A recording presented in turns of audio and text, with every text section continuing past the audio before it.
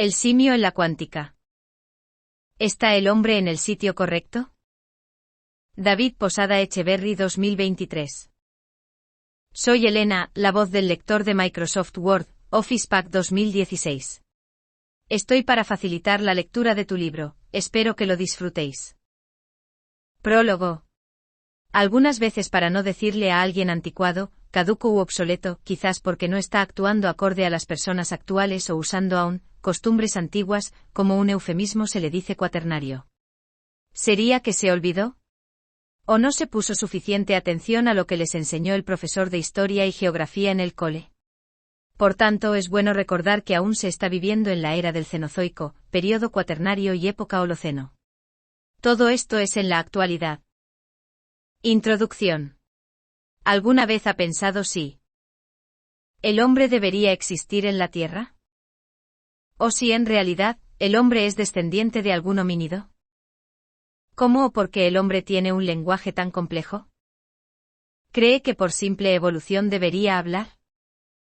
¿Existirá alguna verdad oculta? Este libro está dirigido a todas las personas que no creen en la importancia de la historia, bien sea porque les puede parecer ilógica o aburrida, o además piensan que lo que narra, tal vez no sea cierto, o no tiene relevancia alguna en nuestra vida actual. Quizás este libro también sea de menor importancia para la comunidad científica, porque no hay algo nuevo que no conozcan, pero creo que para algunos, sí resultará interesante puesto que se trata de otro punto de vista que enlaza los acontecimientos de la historia, desde lo pagano y lo apócrifo, desde lo místico y o misterioso a lo real y verdaderamente ocurrido, para así, lograr encajar ese supuesto puzzle en la historia de la vida del hombre.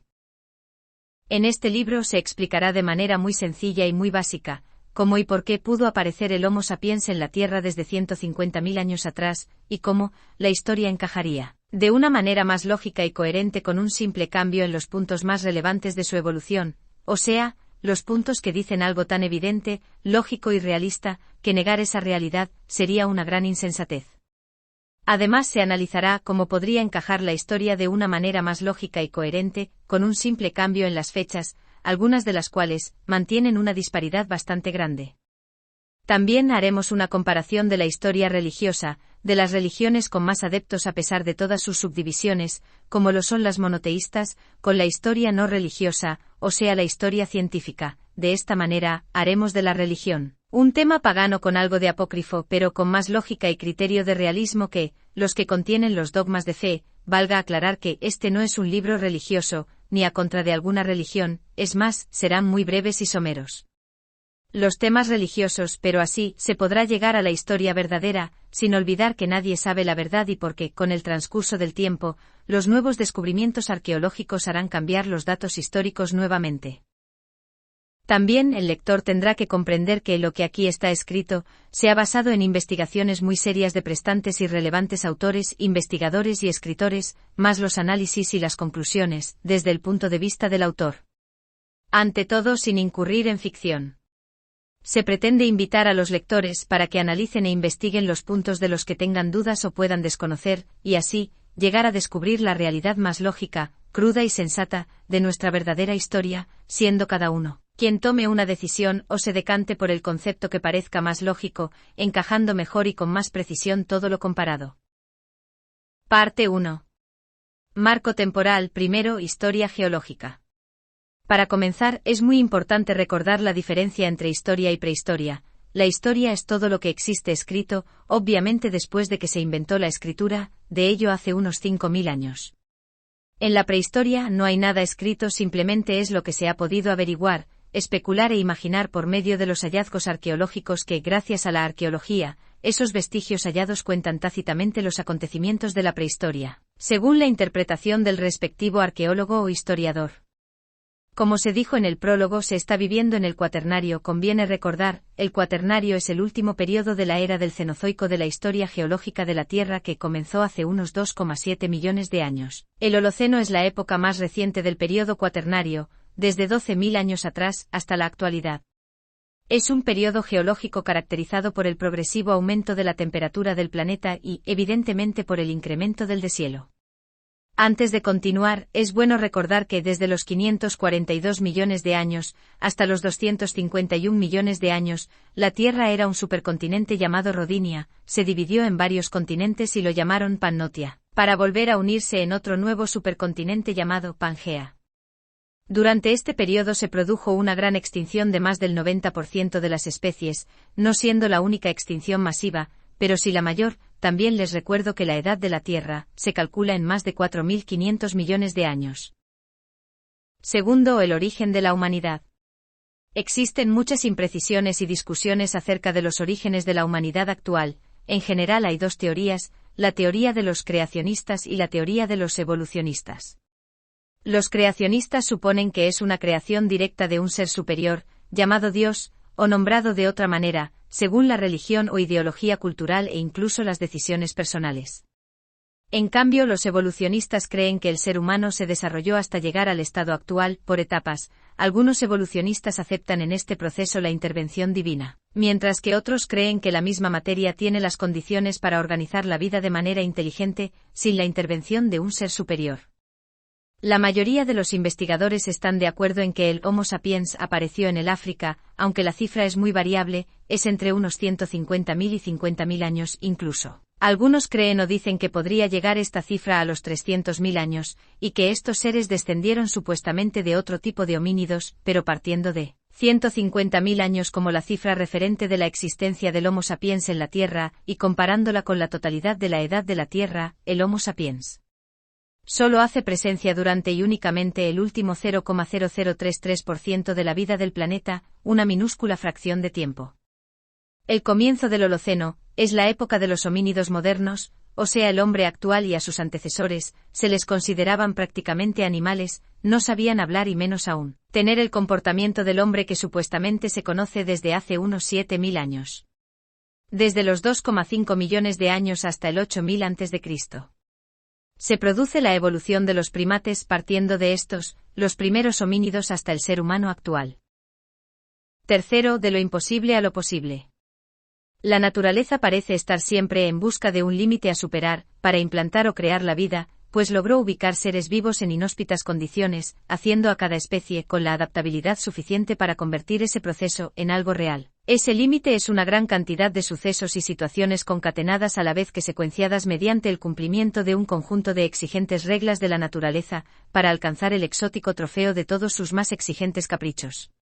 El fin de la naturaleza es la vida, la gran diversidad de vida, logrando todo cuanto nos rodea, un planeta de exuberante derroche de colores, sabores, aromas y colmado de sensaciones que alimentan nuestros sentidos. Esto es una paradoja, que se cumple todo el tiempo, y aunque para todos, la vida es un proceso posible, es tan complejo que podría ser imposible. De hecho, cuando se busca vida en otros planetas, parece ser imposible, pues ha sido difícil encontrar insectos, ni tan solo se ha encontrado vida microscópica. Por tanto, se podría pensar que la vida como se conoce en nuestro planeta es la realidad de lo que no parece posible, y aún así se hizo el proceso de la evolución de la vida del planeta. Ahora bien, se debe pensar en el proceso de la evolución del hombre. Las exigencias de la naturaleza se multiplicaron por 1000, haciendo que la palabra paradoja sea una verdadera paradoja. Solo para comprender la complejidad del proceso de la evolución del hombre, analice qué posibilidades hay para que un bonobo o un chimpancé logre hablar. No tiene el complejo aparato fonador, además carece de capacidad cerebral e intelectual. Por esta razón, no tiene conocimientos y destrezas relacionadas a esta competencia. Por tanto, se lograría comprobar rápidamente que no hay posibilidad alguna. Esto es lo que ocurrió con el Homo sapiens, supuestamente fue el resultado de una serie de evoluciones en alguna especie homínida, dando como resultado un ser que logró tener un complejo aparato fonador con cuerdas vocales, un sistema que no necesitaba ni utilizaría durante muchos miles de años. Es tan obvio que no se necesita que de todas las especies existentes en la Tierra, ninguna habla como el hombre, y aún así han perdurado por millones de años, pues son muchos los que creen que después de 150.000 años del Homo sapiens, para llegar a los humanos actuales y solo en los últimos 8.000 años, haber logrado hablar tantos y tan complicados idiomas, es algo difícil, y más aún, después de haber tenido unos antepasados tan primitivos, los australopitecos, los cuales solo podían articular sonidos guturales, para después ser dotados del aparato fonador, pero aún así, no lo sabían ni Debieron de pasar muchos miles de años, mientras aprendían a imitar los sonidos de la naturaleza, para después articular sonidos, y luego de muchos años llegar a formar algunas palabras y pasadas varias generaciones serían, las que lograron finalmente convertir en oraciones. Pensar o creer que aprender a hablar es muy fácil, y más sin existir el lenguaje, solo sería pensar o imaginar cómo hacer un PC, viviendo 5000 años atrás, donde solo hay piedras, no existe un concepto o una idea de un PC, no existen los componentes, no hay ni tecnología, ni materiales adecuados, esto sería imposible, es más, hubiese sido igual de imposible, tan solo 500 años atrás, donde el hombre ya tenía una evolución muy avanzada, con respecto a sus ancestros de solo 5000 años atrás. Por más que en la evolución se haya dotado de un aparato fonador al humano moderno, era carente de utilidad durante muchos milenios. Se debe analizar esta situación, si en la actualidad una persona sorda no logra desarrollar su aparato fonador, 50 años atrás se creía que una persona sorda siempre era sordomuda, además, estaría atrofiado para el momento en que se logre utilizar, con un deterioro suficiente que lo imposibilitaría para servir plenamente en las funciones para las que fue concebido. Esto supone un agravante y un impedimento para el desarrollo del lenguaje de los primeros humanos, llevando a imaginar muchas dificultades y solo analizando este caso y este proceso aparato fonador, porque si esto lo aplicamos a la evolución, las dificultades o impedimentos serían mucho mayores, pues se debe sumar la inexistencia del lenguaje. Esto impide que lo aprendan por imitación, al igual que si se tratara de enseñar, no existe y como se dijo antes, se deterioraría por falta de uso y más aún, sin uso durante unos miles de años, implicando la posibilidad de la desaparición del aparato fonador, porque órgano que no se utiliza tiende a desaparecer por solo adaptación de la especie. A continuación, se hará un breve repaso para recordar cómo evolucionó el hombre actual durante los últimos 10.000 años, cómo logró convertir sus pequeños pasos evolutivos en unos verdaderos cambios para el futuro de su humanidad y en solo unos siglos ya está viajando por el sistema solar. Esto es alucinante, sorprendente e inefable, pero a su vez, desconcertante y abrumador.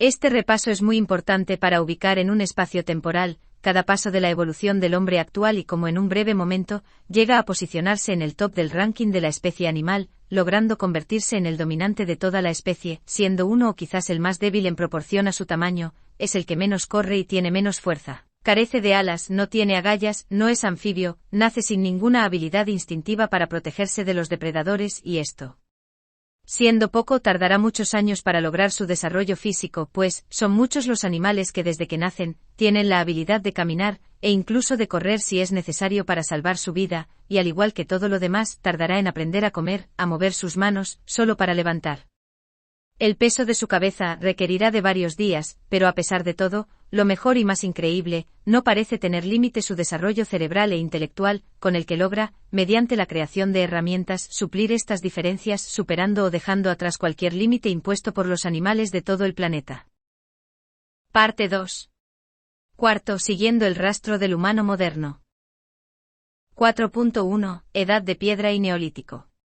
El Paleolítico desde 2,6 millones de años, según el científico o historiador, esta cifra varía entre 4 y 2 millones de años entre sus habitantes. Los australopitecos fueron estos homínidos, los antecesores del Homo sapiens, unos nómadas que a través de la evolución llegaron a transformarse en los Homo sapiens, y que se diferencian de los australopitecos por su capacidad cerebral y mayor inteligencia, como el denisovano, el cromañón y el neanderthal. Son estados evolutivos homínidos anteriores a la familia del Homo sapiens, algunos con más de 1,5 millones de años de existencia. En los últimos 150.000 años del Paleolítico aparecieron los Homo sapiens, con características de humano moderno y con algunas diferencias al Neanderthal, siendo este el que más afinidad tiene al humano moderno. Finalizando el Paleolítico 10 o 12.000 años atrás, fue seguido del Neolítico, es el último de los periodos en que se considera dividida la edad de piedra. El término significa piedra nueva, se refiere a las elaboradas herramientas de piedra pulida. En la historia humana es cuando apareció y se generalizó la agricultura y el pastoreo de animales, dando origen a las sociedades agrarias. Seguramente va acompañado por el trabajo de alfarería. En el Neolítico aparecen los primeros poblados y asentamientos sedentarios humanos. El período neolítico fue seguido por la Edad de los Metales y la Edad Antigua, en la que surgieron la escritura y las civilizaciones, pero un rasgo inconfundible del Neolítico fue el de la elaboración de vasijas de arcilla cocida. Estas ya mostraban en sus formas un espacio interior y exterior y se utilizaban tanto para cocinar o para almacenar alimentos, mientras que en los tiempos del Paleolítico el único hallazgo de cerámica fueron solo figuras antropomorfas macizas o sólidas de arcilla. Cocidas, posiblemente hechas solo por Homo sapiens. 4.2. Primeros asentamientos del humano moderno. A continuación, veremos en este breve recuento algunas poblaciones y fechas, donde aparecen los restos más antiguos de cerámica hecha de arcilla cocida y con características más avanzadas. Mehergar. Era una aldea antigua en el sur de la India, y es uno de los sitios más importantes de la arqueología para el estudio de los establecimientos neolíticos más tempranos de esta región. Se cita a veces como el asentamiento más antiguo en el sur de Asia. Esto está basado en excavaciones arqueológicas realizadas a partir de 1974, Jarrige y otros. La evidencia más temprana del establecimiento está fechado a partir del 7000 a.C., hasta el momento, es donde se ha hallado la cerámica más antigua en el sur de Asia y el mundo. Pero en el 2012 la BBC Science anunció un nuevo descubrimiento, también en Asia. Los arqueólogos responsables del hallazgo determinaron que los fragmentos de un gran tazón encontrado en la cueva de Xianrendón, en la provincia de Jiangxi, datan de hace 20.000 años. El descubrimiento publicado en la revista Science es el más reciente de una serie de hallazgos que han hecho retroceder la fecha de la invención de la cerámica a 10.000 años más. La cultura de Elaf. 6100 a.C. a 5400 a.C. en la Alta Mesopotamia. Tel Hassuna. Los hallazgos de esta cultura se deben al yacimiento arqueológico de Tel Hassuna, al que debe su nombre, y que está situado en Irak, cerca del curso del Tigris. Hacia 6000 a.C., las comunidades agrícolas se instalaron definitivamente en las llanuras, al pie de las montañas y particularmente en ese yacimiento. En Chouge-Mami y Telesoban, donde no es posible la agricultura sin riego, surgen redes de canales de pequeño alcance, construidas por clanes familiares. La cultura Hassuna también llevaba un paso adelante la cerámica. Hassuna Samarra es la cultura de un periodo arqueológico perteneciente a la historia de Mesopotamia comprendido aproximadamente entre 5600 y 5000 a.C. Tel el Obeid o el Ubaid son las transcripciones al alfabeto latino del topónimo árabe actual que corresponde arqueológicamente a un poblamiento de la Baja Mesopotamia, cuya cultura material, identificada en su extensión por una gran zona del antiguo Oriente Próximo. Esta cultura es considerada como el primer estadio de la civilización sumeria, manteniéndose la incógnita del origen real de los sumerios como pueblo. Análisis y conclusión. Analizando los datos anteriores, solo demuestran que para evolucionar tan solo unos simples y pequeños pasos, se ha requerido de siglos y el esfuerzo de un gran colectivo. Según la historia, es fácil imaginar que de manera individual, todo hubiese sido más lento aún, o incluso imposible, pues un individuo o familia no lograría abarcar las costumbres y conocimientos suficientes para perdurar en el tiempo. Se requiere de un grupo suficientemente grande para sobrevivir y convertirse en una cultura de algún colectivo hasta llegar a una civilización, como es en la actualidad.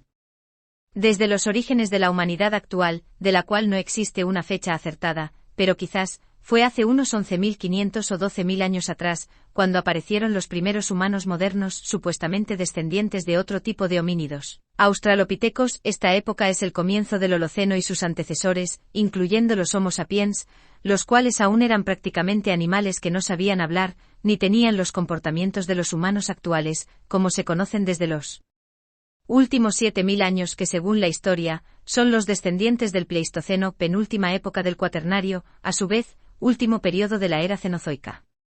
Por tanto, es plausible la diferencia del Homo sapiens y el humano actual, porque la similitud de todo su cuerpo, excepto su cerebro, que a pesar de ser posiblemente el hombre pensante, Homo sapiens, su cerebro recién comenzaba el crecimiento físico a la par del desarrollo mental, un proceso que tardó miles de años, por el cual y sin saberse cómo, llegó a la edad del fuego, un peligroso y riesgoso paso, pues algo con un poder asesino, tan aterrador y difícil de controlar, superó sus expectativas arriesgándose hasta llegar a su dominio, pero resulta que no es así. Se cree que el dominio del fuego, logro tan increíble e imposible, fue por los homínidos, quizás entre 1,5 millones de años y 400.000 años atrás. ¿Podría esto ser posible? Pues en la actualidad, más del 80% de los humanos, le aterroriza el fuego, algunos no pasan de utilizar una cerilla o fósforo, incluso en la actualidad, hay quien solo utilice mecheros o encendedores para sus cigarros. Sin atreverse a algo más pues sabemos sus peligros, se considera que es necesaria una preparación para poder utilizarlo.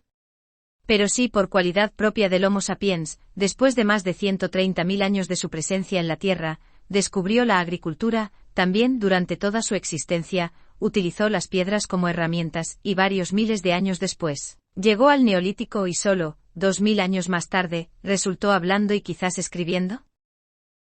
Es muy importante no dejar pasar por alto estas cifras tan grandes, pues, son 150.000 años de existencia del Homo sapiens y se cree que solo en los últimos 20 o 30.000 años que descubre la agricultura, pero solo logró mejorar sus herramientas de piedra en los últimos 7.000 años, es más, todo lo que nos informan sobre los hallazgos arqueológicos, desde los 5.000 años antes de Cristo hacia atrás, es solo para informar de unos pequeños pasos evolutivos en la cerámica y las herramientas de piedra. Da igual que la cerámica haya comenzado 20.000 años atrás, pero no fue él quien logró dominar el fuego, lo hicieron los homínidos, cientos de miles de años atrás, al igual que el uso de las piedras como herramientas, pero si resulta que fue capaz de convertirse en lo que es hoy, en el humano moderno, y todo esto, lo hizo en solo, el último 5% de su existencia.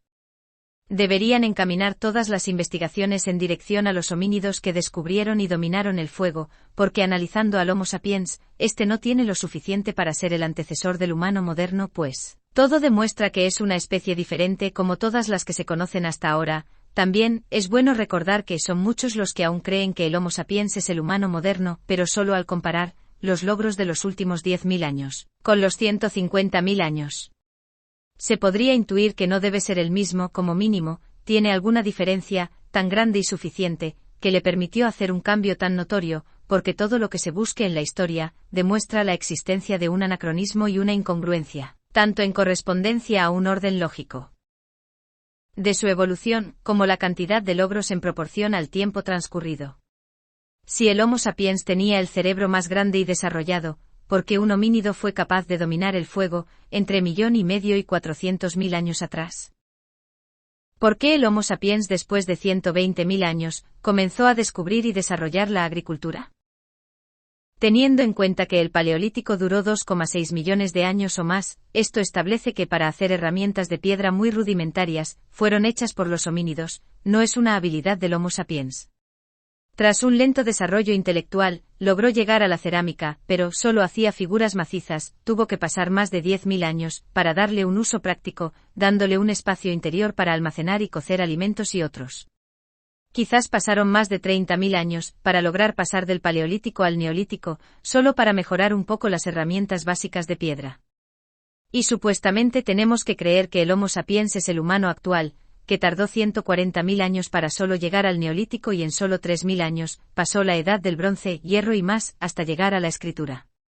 En el siguiente capítulo se enuncia algunas de las teorías e hipótesis, informando cómo puede evolucionar un ser vivo o un animal, hasta lograr marcar una diferencia en su especie. Parte 3. 5. El humano moderno.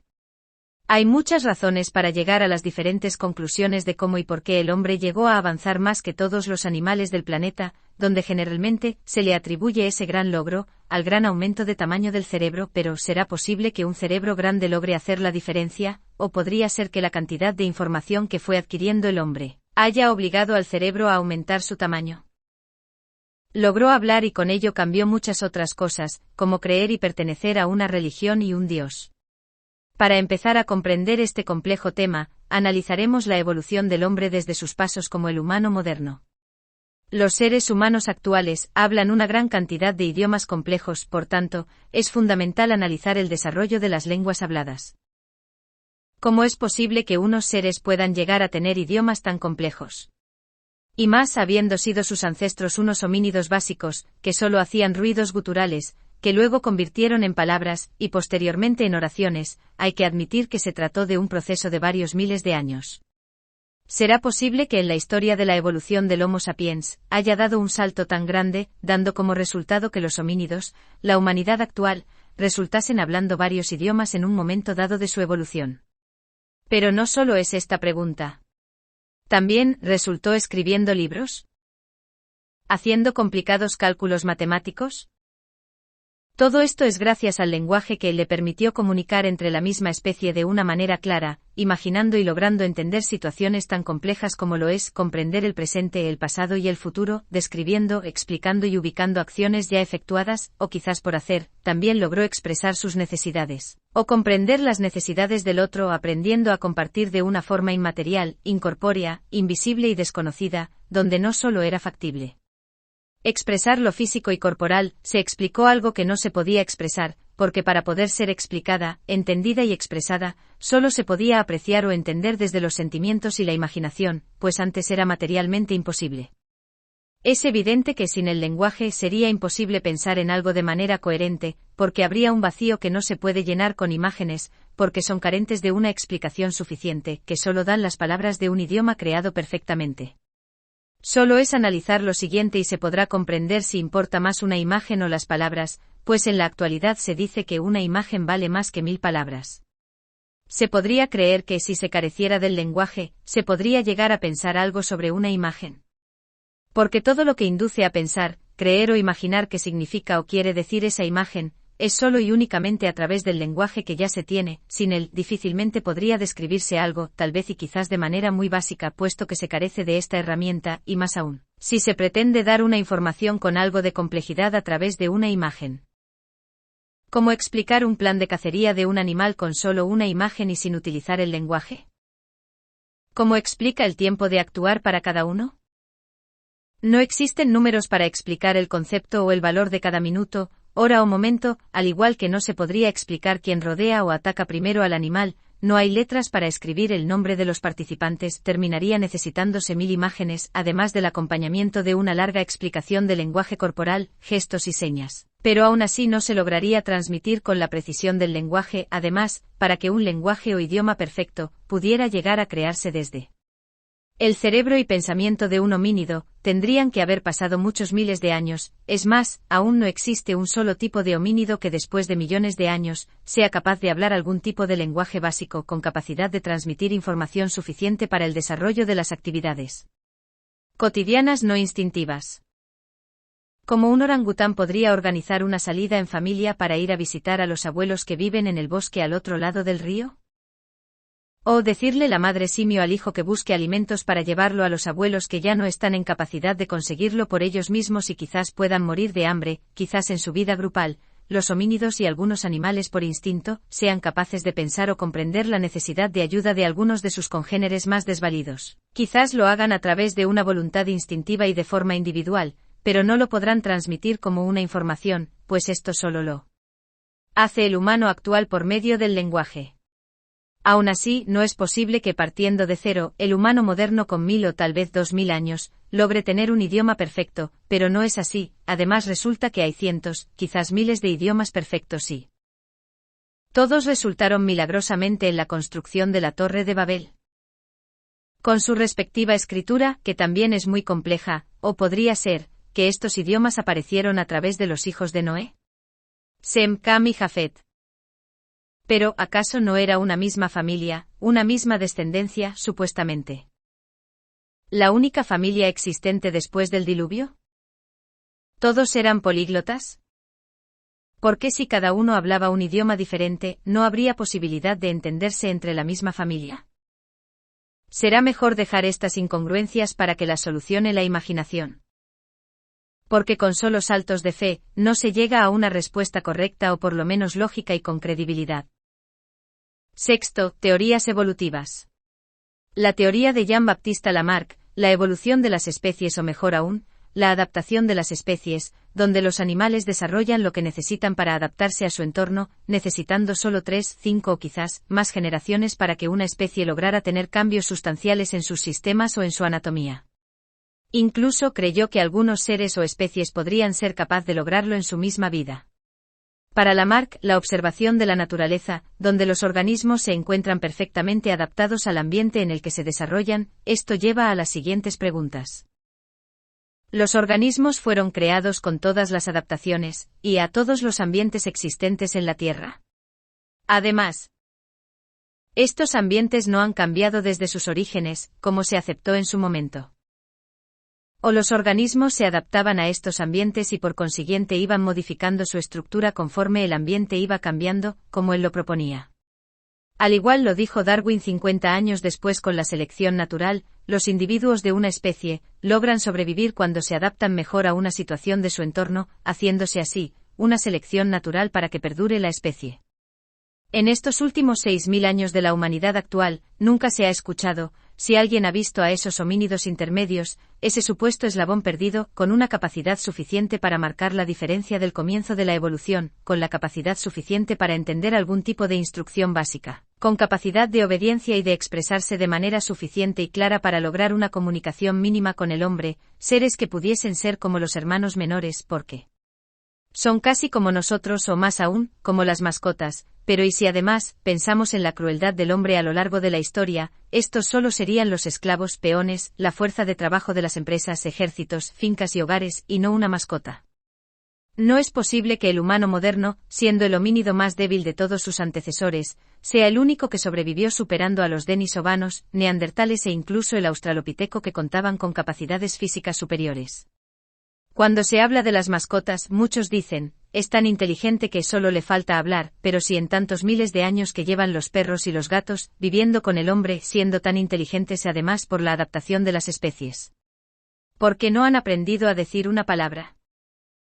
Ya que para estos debería ser más fácil esa parte de la evolución, porque es una necesidad apremiante, todos le hablan, les dan instrucciones, incluso habrá quien le haga preguntas, además, tienen el ejemplo directo del hombre, más la ayuda del idioma que ya se tiene, sin embargo. No existen evidencias ni indicios de que hayan progresado o aprendido a decir tan solo una palabra, alguna palabra de la que sean conscientes y además, conozcan y comprendan su significado.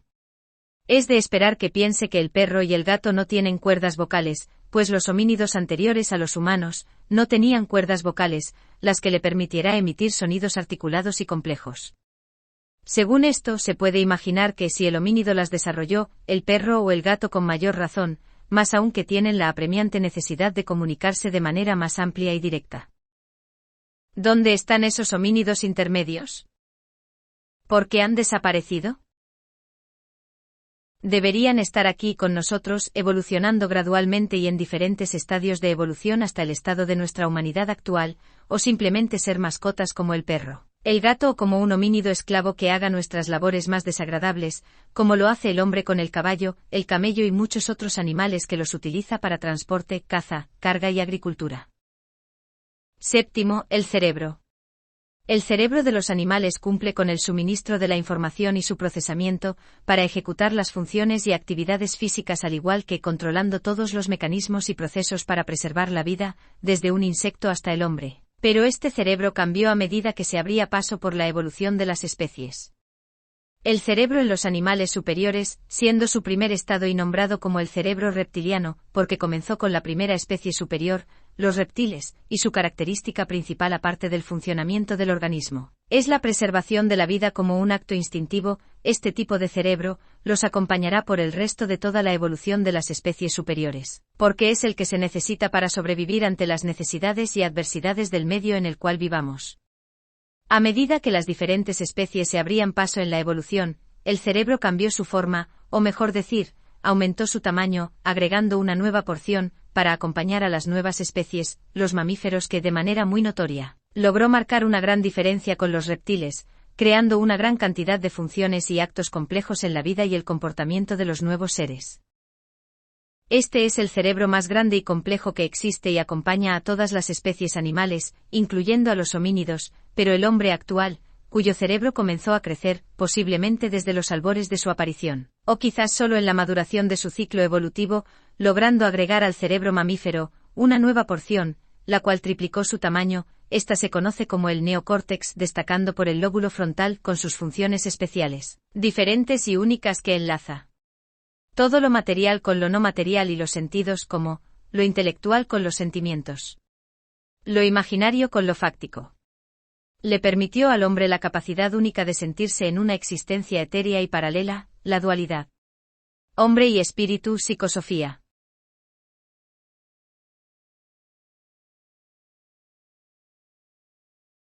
Octavo, el lóbulo frontal. El humano actual, que es el Homo sapiens, es el nombre científico, asignado por el naturalista sueco, Carlos Linneo, 1707 a 1778. En 1758 alude al rasgo biológico más característico, sapiens significa sabio o capaz de conocer, y se refiere a la consideración del ser humano como animal racional, al contrario que todas las otras especies. Es precisamente la capacidad del ser humano de realizar operaciones conceptuales y simbólicas muy complejas que incluyen, por ejemplo, el uso de sistemas lingüísticos muy sofisticados, el razonamiento abstracto y las capacidades de introspección y especulación, uno de sus rasgos más destacados. Posiblemente esta complejidad, fundada neurológicamente en un aumento del tamaño del cerebro y sobre todo, en el desarrollo del lóbulo frontal, es también una de las causas, a la vez que producto, de las muy complejas estructuras sociales que el ser humano ha desarrollado, y que forman una de las bases de la cultura, entendida biológicamente como la capacidad para transmitir información y hábitos por imitación e instrucción. A la vez de por herencia genética, esta propiedad no es exclusiva de esta especie. Aquí opino que cada parte del neocórtex tiene una función específica para el desarrollo de cada actividad mental y física, como podría ser funciones matemáticas, artísticas, deportivas, astronómicas y más que para poder ejecutarse. Estará siempre supeditada al análisis y el condicionamiento del neocórtex, y este a su vez, está condicionado por el desarrollo de toda su vida intelectual, mental, social y cognitiva, logrando resultados diferentes para cada individuo, siendo la razón de las diferentes tendencias de cada persona para así, decidirse y dedicarse a ser un deportista, un médico, un matemático, o ejercer cualquier otra profesión. En particular, la información se debe tener, o estar albergada en los genes o el cerebro y este a su vez, tiene la capacidad de leer o descodificar, pero además, los conocimientos, comportamientos y características sociales son resultantes de la educación y el ejemplo de los padres, familiares, amigos, profesores, y de las interacciones con todo el grupo social, que podría llegar a ser hasta nuestra ciudad o país en donde se reside. Porque existen rasgos característicos de las regiones, son estas las diferentes costumbres culturales, pues es común que en alguna familia no se tenga cierta costumbre, pero a pesar de ello, un hijo de esta misma familia, sí la puede adquirir por imitación a otros amigos. Todo esto, lo logra crear o desarrollar el cerebro, mediante una conectividad con todo el cuerpo y el medio exterior, a través de los sentidos y los diferentes tipos y mecanismos de percepción, es el total de esta suma, lo que le permitirá hacer un uso perfecto de este conocimiento. Toda esta información está almacenada o codificada en algún lugar de nuestro ADN, del organismo o del ser, como ocurre con cualquier otro ser vivo, por ejemplo los leones, las hienas, o cualquier animal carnívoro.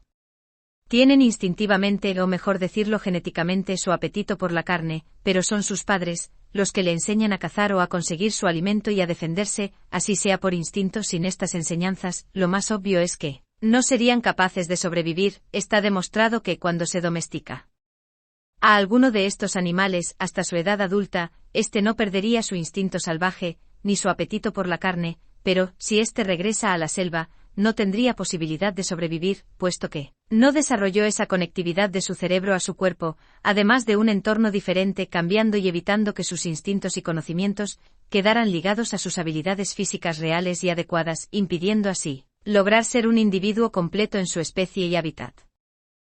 Gracias al lóbulo frontal del cerebro, el hombre hace toda la actividad o vida social, aprende a distinguir los amigos, los enemigos, además crea grupos de amistad, grupos de religión y muchos otros grupos, siendo la socialización una de sus principales funciones, que ha llevado a un nivel que ningún otro animal podrá llegar a lograr, creando una unión virtual, donde es capaz de agruparse por razas, familias, países, continentes y hasta en un mundo con una cantidad incalculable de individuos. Comprende conceptos tan complejos como la existencia de algo intangible, además, hace de un concepto que es virtual o intangible, sea algo tan sólido y grandioso que ya lo cree y siente tangible como los países, los continentes y además, donde es capaz de mantener la comunicación con otros a pesar de la distancia. También puede conservar un orden, acatar órdenes, cumplir reglas, ejecutar funciones e instrucciones, todo esto sin terminar en el caos, por ejemplo, cuando en el país se organizan unas elecciones presidenciales, proceso que, para nosotros es muy común, en el cual se presentan una serie de candidatos que hacen muchas promesas,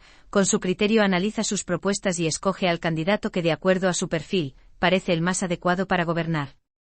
Son características únicas del ser humano poder elegir, cuantificar y calificar, además de calcular, programar y utilizar el tiempo para planear, localizar y asistir en un lugar y una fecha determinada a un evento como este. El humano actual tiene los miembros superiores más desarrollados de toda la naturaleza, porque el hombre desde su infancia comenzará a practicar los movimientos de sus manos, creando conexiones con su cerebro, para la transmisión de información en ambos sentidos, proporcionando una habilidad para transmitir los datos, las necesidades que el hombre crea con su mente en cada situación de la vida y las convierte en acciones factibles, bien sea para ejecutarlas o como para fabricarlas, pero sí. No se practica la utilización de las manos desde la infancia, cuando llegara a la edad adulta, esta mano sería torpe o inútil para la ejecución de tareas más específicas, podría ser como la mano de un animal, extremidades delanteras, que cuando quiere hacer algo no lo logra porque en sus manos no existe la movilidad independiente de sus dedos, ni las cualidades de agarre y todas las funciones necesarias, movilidad gruesa y movilidad fina, para que esa mano sea superior a la de los demás animales. Es más, la mano de los primates, siendo tan similares a la de los humanos, carece de ciertos movimientos o funciones complejas, porque en su cerebro no existe toda la información necesaria para que ésta logre desarrollarse plenamente. Solo es enumerar funciones que hace el hombre con la mano, solo desde el uso de herramientas básicas, como serrucho, martillo, clavos, alicates y todas las herramientas manuales sencillas o básicas que imagine, si se le enseña al primate a usarlas. Quizás lograría moverlas de algún modo y quizás tomaría un serrucho y cortaría una tabla de cualquier manera, pero jamás llegaría a hacer una silla, un mueble o simplemente un cajón. Es ahí en donde está la diferencia al utilizar una herramienta. No se trata de coger con la mano y mover dicha herramienta, es poder ejecutar con ellas lo que está pensando, imaginando o deseando expresar. Además, si estas herramientas fuesen eléctricas y digitales, menor sería la posibilidad del primate para fabricar o ejecutar algo. En resumen, tiene que existir la capacidad en la mano y en el cerebro, al mismo tiempo que un enlace bilateral o conexión en doble sentido, además de una función sincronizada entre ambas partes.